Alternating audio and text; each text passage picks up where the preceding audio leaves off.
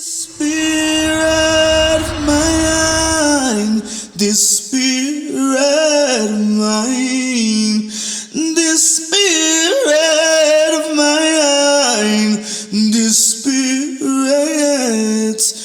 of mine. It was at first thought that a Canadian flight attendant was patient zero, and his name was Eitan Degas, I think.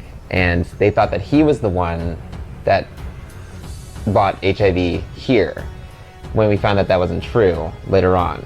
Actually, there was a young man, and I believe he's African American or Caribbean American, and I believe it's in Missouri. And this young man was very, very young. He passed away. He kept getting viruses and illnesses, and the doctors had no idea what to do. They were like, what the heck? And they found out that when thank goodness they took tissue samples, and they found the virus in his system. And this is back in 1960 something.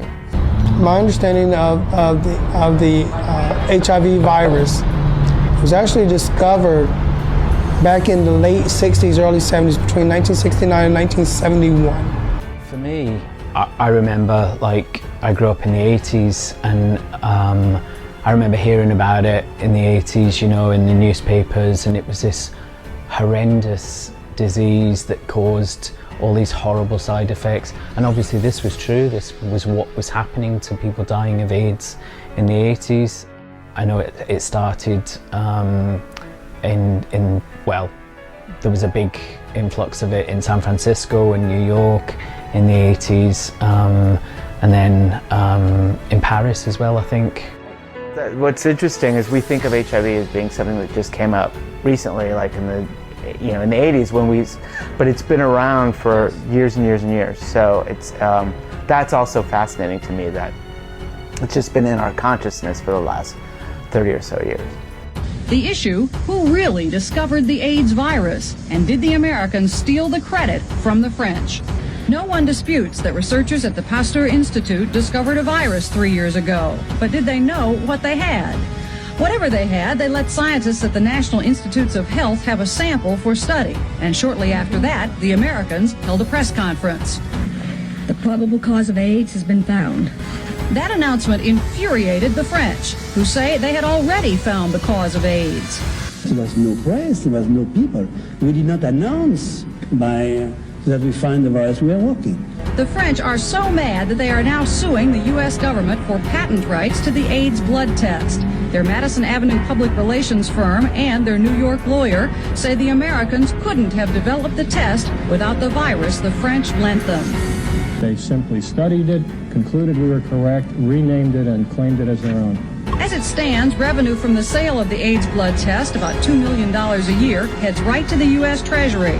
But by 1988, that's expected to be $10 million, and the French would like to see some of it head right to them.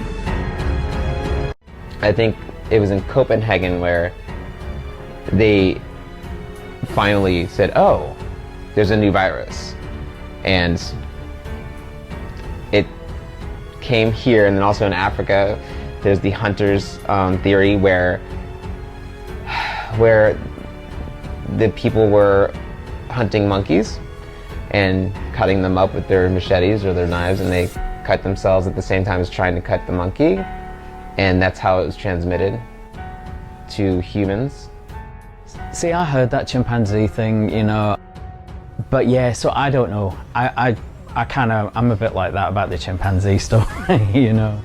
There's a lot of different theories. There's that man-made theory that HIV was made by scientists in a lab to kill black and gay people. And I'm like, well, I'm black and gay, so damn. But, you know, there's plenty of theories of how I did get here. One of the reasons that we're here today is because HIV and AIDS have ravaged the community. That too many people have gotten sick, too many children have gotten sick. So one of the things that we're here in front of this van to do today is my wife and I are going to get tested for HIV/AIDS. Because if you know your status, then you can prevent illness. You can prevent passing it to your children and to your families, and we can make everybody have healthier, happier lives. So I just want everybody to remember that if a U.S. Senator from the United States can get tested, and his wife can get tested, then everybody in this crowd can get tested. HIV/AIDS makes no distinction and knows no borders. The message I gave to the people of Kenya 3 years ago rings just as true for us here in the United States today. Get tested. By knowing your HIV status, you can take control not only of your own health, but the health of those around you. Thanks for watching.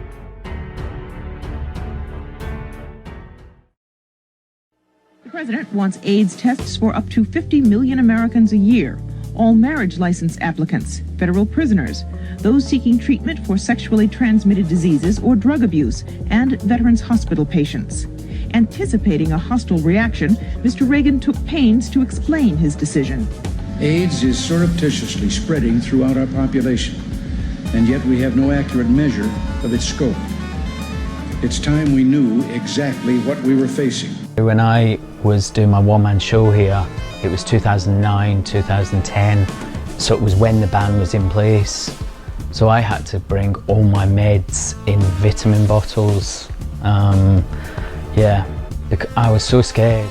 I looked online and spoke to HIV charities in the UK and said, what do I do? And not to say that they advised me to do that.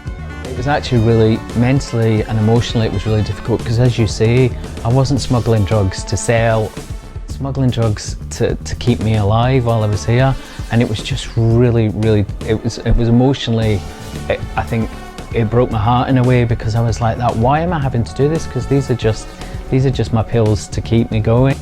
It was like vitamin C tablets, so I had to take all those out of the bottle, put all my HIV meds in the bottle, and just hope that that customs didn't check them, and say what are these pills don't match up to what's in the bottle, but it was really scary for me, because I was coming through customs, I was like sweating, thinking this could be, me getting deported.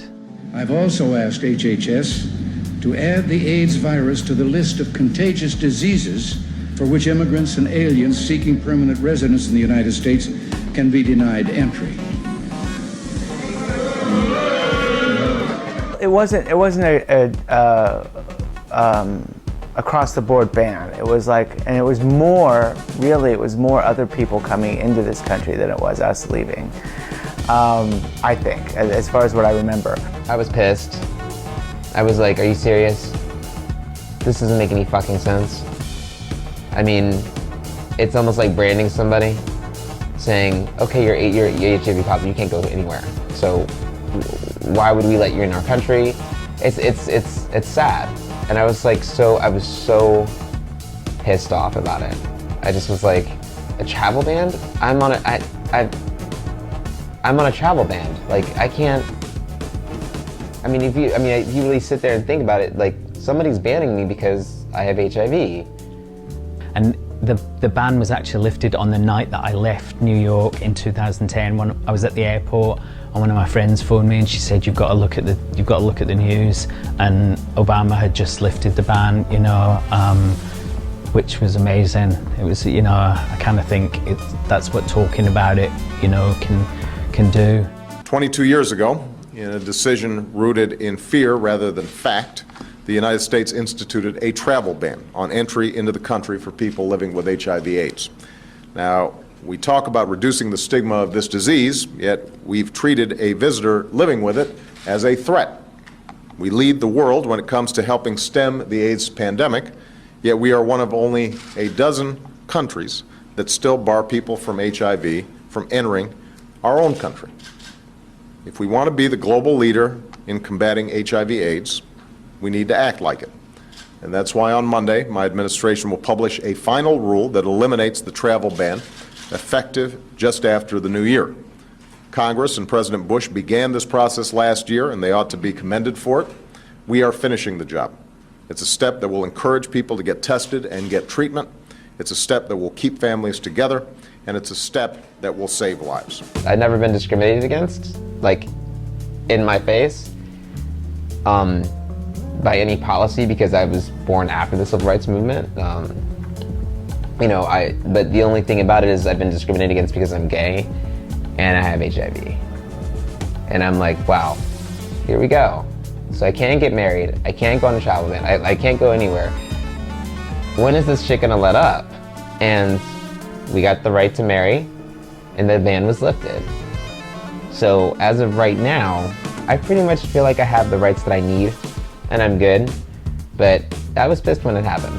But it goes to, like, back to when I was talking about stigma and what people think of when they think of HIV. One of the things that I've been fighting about is that we have this collective social PTSD, this big scar about what we think of with HIV because of the 80s and 90s when we, you know, people were just ravaged from the disease and had Kaposi's sarcoma and looked like, you know, Holocaust victims. And I mean, it was so devastating that it's hard to get people to change their minds about what HIV looks like in a modern world when those images are so vivid still in our memories.